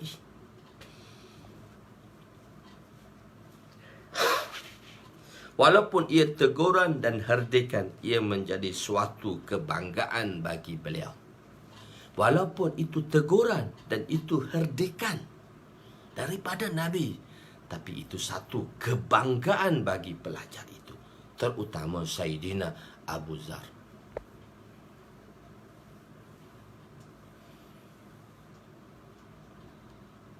Beliau akan mengulangi perkataan ini. Teguran itu datang daripada mahbub yang dicintai, orang-orang yang dikasihi. Walaupun teguran itu herdikan, ia menjadi suatu kebanggaan kepada beliau. Oleh itu, jika kita dimarahi atau dipukul oleh masyaikh ataupun para asatizah, ustaz-ustaz semasa belajar, ini adalah satu kebanggaan dan suatu ihsan daripada asatizah. Ni sebenarnya kita perlu bangga. Kita perlu bangga dengan benda-benda ni. Seronok kita cerita balik. Saya cerita pada anak-anak murid saya kena hukum, saya kena duduk ayam di depan seluruh mesyuarat dunia. Seronok. Sebab apa? Itu datang daripada asatizah kita, datang daripada guru yang kita cintai. Dan itu satu kenangan manis yang tak dapat kita ceritakan. Apatah lagi kenangan sahabat bersama dengan orang yang dikasihinya, baginda Muhammad Mustafa sallallahu alaihi wasallam. Hakikatnya kemarahan daripada para masyaikh, guru-guru ataupun para asatizah adalah suatu rahmat daripada Allah. Dia merupakan rahmat kita tengok. Jadi orang dunia luar, sebab tu orang luar dia tak faham. Kita orang madrasah saja yang faham. Orang luar kata, satu penyanyian tu, satu benda tu, satu penganiayaan pada murid tu, ustaz buat macam tu. Benda luar orang lain tak faham. Benda luar orang lain tak faham. Hanya kita dalam madrasah, hanya kita dalam dunia madrasah akan faham benda tu. Kerana apa? Memang telah ditakdir. Kalau kita tengok, memang ditakdirkan. Kita ni dah ditakdirkan oleh Allah kena pukul. Tapi bukan kena pukul pada kita. Ditakdir dah ditulis, fulan-fulan hari engkau kena pukul. Tapi satu nikmat, sebab apa? Kena pukul itu oleh asatizah. Asatizah yang pukul kita. Sekarang saman dah. Orang zaman-zaman sekarang saman dah asatizah. Saman dah ustaz tu. Pukul anak mana tak semayang tu saman. Kawan saya kena tu. Kawan saya dah kena kat negeri kawan atas kawan lah, ustaz lah. Dia pukul budak sembahyang. Pukul budak tak sembahyang tu. Budak tu memang budak nakal dah, tak pukul pun. Dah lama dah baru pukul. Tapi 3 orang yang dia pukul tu, 3 orang yang dia pukul tu, 2 orang selesai. 1 orang tak boleh selesai. Dia kata ustaz kena minta maaf dengan dia. So, macam mana ustaz nak minta maaf dengan dia? Budak-budak lain tu dia kena pukul tu sebab dia kacau, dia tak semayang, kena pukul lah. Itu mak dia marah dah. Lepas tu saman lah. Kes ni saman. Bila saman berlaku, so masuk kes civil lah. Tak masuk kes mahkamah syariah, masuk civil. Dan civil, so bila pada civil, kes pertama kena, guru tu kena 6 bulan penjara, 2,000 kena denda. Jangan sekarang pukul budak kena denda pasal mak bapak tak faham. Mak bapak tak faham. Kita dulu kena pukul seronok. Sekarang mak bapak marah kita pukul anak-anak. Tapi kita taklah pukul macam tu. Bukan pukul tu sebab ada kesalahan lah. Jadi macam tu. Seronok. Dia kena denda 6 bulan penjara kes ni tahu. Kat Selangor. Dan Jais tak ambil tindak. Jais tak nak lah ambil sebab ini kes besar. So Jais lepas tangan. Lepas tu NGO ambil balik, masuk mahkamah rayuan. Tak nak kenakan ustaz tu penjara. Last kali, hakim buat keputusan. Hakim perempuan buat keputusan. Okey, ustaz penjara dikurangkan daripada 6 bulan kepada 1 hari. Denda dinaikkan daripada 2,000 atau 4,000 ke 6,000. Lepas tu 1 hari saja dia kata nak masuk juga penjara 1 hari. Lepas tu NGO tu nak lawan lagi, nak fight lagi. Tak nak ustaz itu kena penjara kan. Dia kata tak apalah 1 hari. Ustaz tu kata tak apalah 1 hari. Ustaz rekod ustaz habis. Ustaz dikira rekod jenayah. Ustaz tak boleh kerja dah dengan kerajaan. Ustaz tak boleh kerja dah mana-mana. Tak apalah, rezeki tu bukan dengan kerajaan saja. Dia kerja dengan masa tu guru takmir je ni, guru sekolah rendah Islam ni je. Tak apalah, dia kata saya terimalah 1 hari. Satu hari dia. Tapi doalah pada ibu bapa tadi. Jadi ibu bapa tak faham benda ni. Dan benda ni manusia tak faham. Kita orang madrasah saja faham, boleh menghayati. Sebab tu saya menangis saya cerita bab ni. Memang telah ditakdirkan untuk dia dipukul, tapi dia dipukul kerana belajar, bukan kerana mencuri atau dipukul mencuri. Maka ini adalah satu rahmat daripada Allah. Marah asatizah bukan kebencian, tapi ia melatih seorang pelajar. Oleh sebab itu hukama berkata, ad-darbu lis-sibyan kalma'il lil bustan. Muratan anak itu adalah seumpama mengairi kebun. Rotan ni tak boleh tinggal, kena airi kebun. Anak itu perlu dirotan untuk proses pentarbiyahan. dalam kekerasan ada banyak manfaat. Sebab tu Allah kata dia menurunkan besi kerana dalamnya banyak manfaat. Wa anzalnal hadid fihi ba'sun syadid wa manafi'u linnas. Kami telah mencipta besi dalam keadaan mengandungi kekuatan yang handal serta berbagai faedah lagi bagi manusia. Dijadikan besi dengan keadaan demikian supaya manusia menggunakan faedah-faedah itu dalam kehidupan mereka sehari-hari. Surah Al-Hadid ayat 25. Okey. Turutan penghormatan yang perlu diberikan. Siapa yang kita perlu beri? Pertama sekali, ibu bapa kita lah bila di rumah. Dan kedua, kerana ibu bapa kita kena hormat ibu bapa sebab apa? Kerana dua nikmat kita dapat daripada ibu bapa. Satu, kita lahir di dunia mendapat jisim, dan satu lagi kita dapat iman. Sebab ibu bapa kita ada iman, maka lahirlah kita sebagai seorang muslim dan mukmin. Kalau ibu bapa kita wa'yazubillah non-muslim, wa'yazubillah seorang itu lahir dalam non-muslim. Tetapi bila kita lahir, kita dapat dua. Satu, kita lahir di dunia. Satu, nikmat jisim ni kita lahir di dunia. Kedua ialah nikmat iman. Kemudian para asatizah, ustaz-ustaz kita menghormatinya. Sebab bila kita di madrasah, dia adalah guru kita yang kedua. Kemudian para pendakwah kerana mereka telah banyak melakukan kebaikan untuk kita. Jadi kita menghormati pendakwah ni. Masya Allah, dengan sebab dia lah kita jadi ustaz. Dengan sebab orang ajak kita dulu duduk main bola kat masjid, duduk main bola kat kampung. Orang-orang mari datang ziarah. Assalamualaikum adik, kita datang kat surau noh. Kita ada ceramah agama. Oh, saya pun pergilah kat surau. Bukan tak pergi, pun pergi. Lepas tu dia pun tazkir. Keluar adik, keluar. Lepas tu kita keluar, kita dengar hadis Bukhari Muslim. Seronoknya hadis Bukhari Muslim.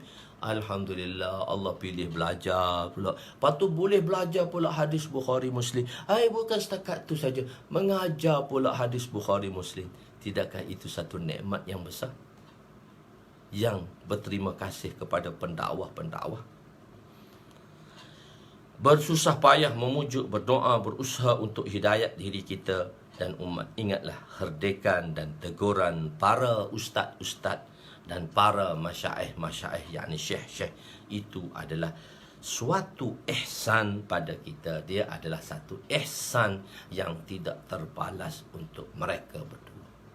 Semoga Allah Subhanahu Wa Taala memberi taufik pada saya untuk mengamalkan. Tadi sebelum subuh saya ada hantar pada setiap orang yang saya ada nama tentang daurah saya. Mungkin orang tak faham lagi, dia bertanya, ustaz, apa untuk apa ini hantar? Mungkin saya hantar, mungkin dia tak tahu nak macam mana nak isi. Tuan-tuan, isilah untuk kita mengikuti program seterusnya. Sebab dalam jilid 1 ni kita ada 2 kitab. Satu, Kitabul Iman yang terdapatnya 5/4. InsyaAllah kita akan baca berterusan, kita tengok keadaannya. Dan satu lagi, kita akan baca dalam Kitabul Ilmu. Kitabul Ilmu tu dalam 82 hadis. InsyaAllah kita akan baca dalam 4 jam setengah, kita akan habiskan. Sebab ada perkara-perkara yang saya nak diceritakan di situ. Mungkin kita tak baca semua. Kita baca sekali lalu, ada penerangan-penerangan, banyak benda yang telah saya terangkan dalam jilid ini, kaedah-kaedahnya. Jadi sebab itu penting untuk tuan-tuan berdaftar. Dan jilid 2 kita nak belajar lagi, jilid 3 kita nak belajar lagi, jilid 4 kita nak belajar lagi, jilid 5 kita nak belajar lagi, jilid 6 kita nak belajar lagi, jilid 7 kita nak belajar lagi. Tak tahu sampai bila. Jadi sekurang-kurang benda lain tuan-tuan tak tinggal lah, tuan-tuan belajar teruslah. Yang ni saya ni sebagai sambilan saja, saya untuk share dengan tuan-tuan, untuk apa yang saya ada lah, sedikit sebanyak. So terima kasih kerana tuan-tuan dapat mengikuti pengajian saya. Terima kasih banyak-banyak. Aku qouli hadza, astaghfirullahalazim li wa li walidayya wa li jami'il muslimina wal muslimat wa lil mu'minina wal mu'minat al ahya'i minhum wa amwat bi rahmatika ya arhamar rahimin. Sebenarnya begini, memang kita akan buat. Jadi kita tetapkan pengajian. Tak ada orang kata tetapkan dulu. Sebab tu banyak orang tak nak daftar. Sebab dia kata kita tak tetapkan tarikh dia. Jadi sebab tu saya suruh daftar dulu. Tuan-tuan bagi masa bila yang sesuai. Tuan-tuan fikir, esok tuan-tuan jawab pada saya sebelum kita mulakan pengajian, insyaAllah. Saya duk rancang ialah bahawa kita akan buat seminggu selepas hari raya.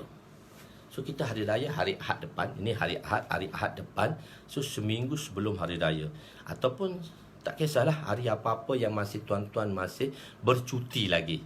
Sebab ada yang bercuti KPK ni, PKP ni ada yang bercuti, ada yang tak bercuti. Jadi hasil mood raya lagi. Saya tak nak kacau mood raya tu, tapi kita tak boleh pergi ke mana. Jadi tuan-tuan tak kisahlah hari raya ketiga ke, hari raya keempat ke, 2 hari tu hari raya ketiga ke, hari raya keempat. Hari Sabtu Ahad tu kita akan buat pengajian ni masa dalam PKP lagi. Pengajian ni, PKP ni saya teruskan. Cuma saya akan beritahulah selepas PKP mungkin kita akan buat seminggu 2 kali dan sebagainya pengajian Kitabul Iman ni.